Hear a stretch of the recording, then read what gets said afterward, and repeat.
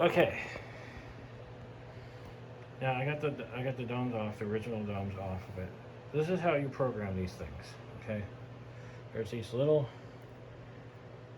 C clamps, and they mount in this little thing.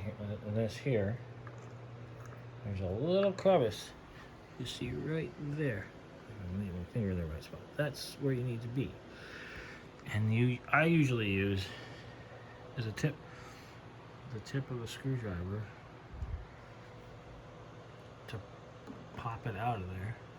Of course, it's already loose now, but when you put it in there and you take it apart, this is what you get. And then you just make sure this is away from the lamp itself so you don't get any oil on it. And you just plop it up, and this is what they look like. Now you see these little holes on the bottom down here, on the bottom of the gear? That's the lubrication holes. That's where you put grease. Don't put grease on the gear. Put grease in there. And you have to have a little pinhole or a pin of grease. There's a fitting that fits in there, and you just pump like two little pumps of it, and you'll be fine. Don't overdo it, because then you'll get a mess like that. And then it will start coming out of the top. You just do it once. You don't have to do it on both sides. The reason why they put both sides, it depends on where the rotation is, where it's looking. You know, I'm talking about. Anyways, you take that off. Put it again on the dresser over here. All right, this thing's apart, and these are the rotators. These are the original halogen bulbs that are part of this right here. These you cannot find anywhere. You can find H1s, but you can't find this model. These are the original. These are Phillips. And if you touch it, they're fried. You touch the top, you break the little tiny electrode on top, boom, they're shot. They're very delicate, so don't mess with them if you don't have to. Otherwise, you have to buy a brand new H1 bulb, and they'll just pop right in. And you gotta take these out, these little screws here. Get the screws on, get it focused. Thank you for focusing finally, and then you pop it there. So you can rotate these. If you notice, there is a little line here, and then there's a little line over here, and there's a bunch of numbers. 10, 12, 14, and there's little numbers, there's little lines between that. That depends on how you want your flash pattern. And if you look at flash patterns like 0, 0, like there's 0, and then there's a 0 on the other side, this would be right here, be 0. And say if you want 0 here, if you got 0 here, and you got 0 here, you're going to have flash, flash, flash at the same time. And you move them this way, or you move them where you want. See, it depends on where you're going to have flashing. So if you do an 18 and a 0, then you're going to have a different flash pattern. If you do 2 and a 0, you're going to have a different flash pattern. And then you do this here as a stronger flash pattern, where it's a long, what they call it, the long flash. I call it the long flash. And then you do all these other different ones. But there's also ones where you have a 10 and a 0. Okay. And this is what California uses. Back in the day they used. And you go over here. 0.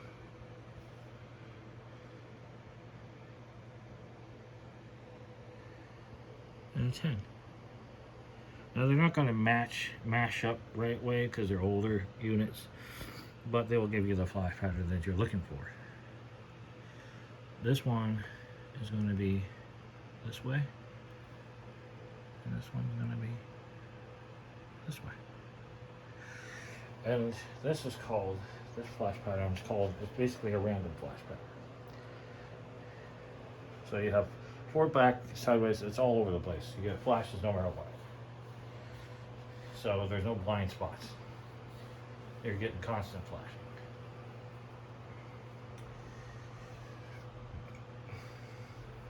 And if you look at the bar, the year, this model, the year of this light bar, the production year. I'm hitting that. Get it in there where I can read it better. Let me get the camera in there a little bit better. There we go. And if you see some of that darker brown gunk, that's what the whole bar was full of. It was just nasty. And then we're at the motor. Now, I can't read what that is because it's so dang faded. This looks like 1979. So this bar was production of 1979. That was the year they came out with these holders, the ABS holders. I read that because before that was the metal holders. I know they're highly sought after. And if you probably know somebody that has one, and the problem is they'll have to pay an arm and a leg for one because these things are so sought after for light bars. But usually when I do a flash pattern, I can make, what's fun about this one is you don't have to worry about the rotator that's stuck in here, which is basically the EAH that's over there. That has the belt. This has a belt too, and wiggling this right here. You see it over here, wiggling over here. That belt, it's a pain to get to because you got to take off each frame belt. You got to take all this part. You don't have to worry about these here. You have to take all of those apart. And then these are delicate, very delicate, because this right here is really hard to find. The bulkhead is really hard to find for speaker bulkheads. They had massive amounts of these things in the Federal Signal. I would have probably bought a shit ton of them years ago. Because how sought after they are right now for people that are restoring these light bars. And then you gotta go over here. And then you take this off, which is a real pain in the butt. Do not lose these screws. Do not. Because they are hard, you can't even find these. You can, but you probably have to have them custom machined. But after you take that off, there's more bolts underneath.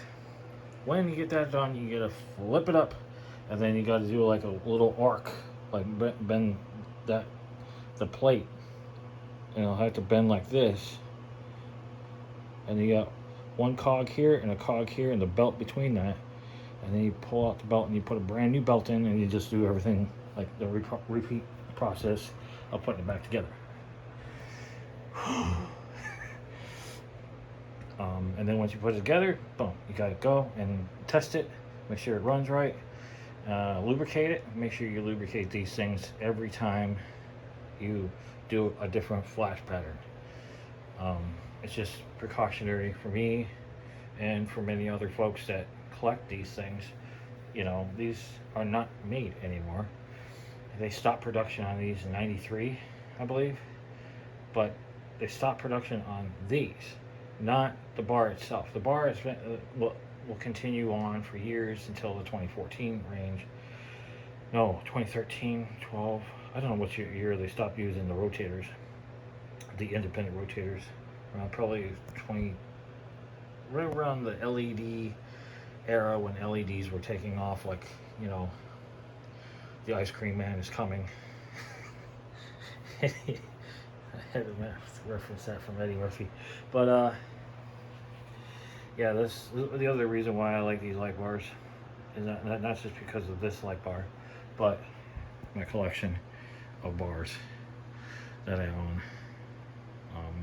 The Code 3 is one of my other favorite light bars, but the AeroDynic was the popular light bar of all light bars. And I found out that little AeroDynic light bar right there came out a year after introduction. So, yeah. Oh, and I forgot to tell you, I got a new beacon. If I can get it up here without scratching it. I got a brand new 550. Brand new. Look at that. It's got a 55 watt bulb in it. It's got the nylon gears, which are in pristine condition. It's got the date on it somewhere in there. Where's the date on this thing? Yeah, there's the date in there. I don't know if it's going to focus in there, but there's the date of it. There's all the name badging. There's the dome. I mean, I got that for about 170 bucks. Scratch my dome. This thing's near impossible to freaking find. But I'm gonna put the new dome on. But I'll show you how to put these back together. So we're gonna go with the flash panel I like, which is boop. Boop.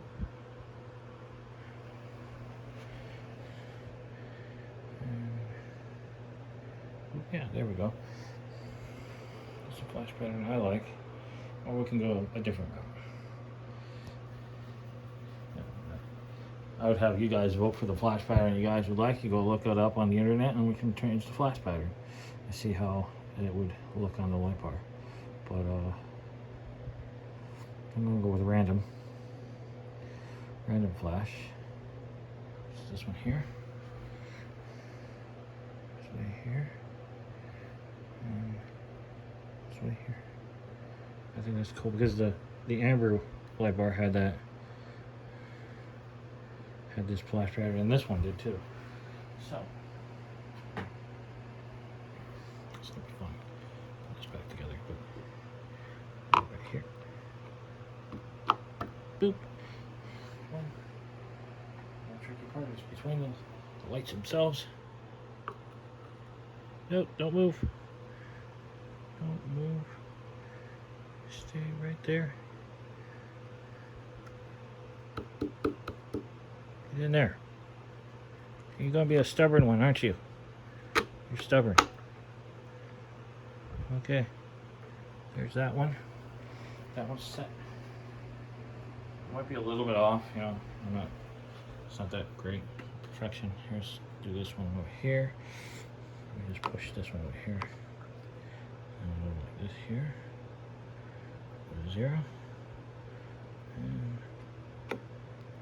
push down. It doesn't. When they wiggle it sometimes, and it'll fall into place like that. And the last gear. Boop. And that one will be a mess to get into because it's the last one. I should have done the inside ones first. And wait, go back. You stupid thing. Go back. I forgot what pattern am I doing here. Alright, there, yeah. There we go. Make sure it's on the 10. It doesn't have to be exact to the 10. You know, because as you can see, they wiggle like this. So they're not precise. You got a lot of play in them because they age these things, but make sure that's where it wants to be. Send the number. I remember when I don't see the numbers because there's so much grease on these things. I gotta get a solvent and get some swabs put in there and clean these really nice, but I don't want to have it remove the numbers. So I'll probably find, I think WD-40 would work really good. That's what I use to clean the bar, is WD-40. All right, put these little snappy poos in. Snappy poos, okay. And I always put the snappies in a certain direction so I can get them off so they don't fly through the air.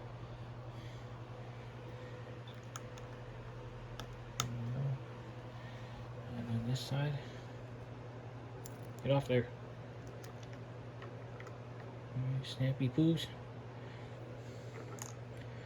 Another snappy C-clamp. Not snappy poos, they're C-clamps. And you find those anywhere. And take a blunt nose needle nose. Yeah. Let me do it this way. Then I don't want to damage anything. Let's give it a nice little boop. A little boop. Come on, little boop, get in there. And boop. And hold on. Let me switch hands. Steadier. Boop. Get in there. Boop. Oh my gosh. Boop. And that's the boops. I got the boops in. Alright. Always remove the motor when you're doing this job as well. This motor here. Always remove it. And then you just place it back in. The only problem is I can't hold it and do this at the same time. So I'm going to end the video here. And then we're going, after I'm done here, I'll see if the domes fit. Because, yeah. Alright. See you in a second.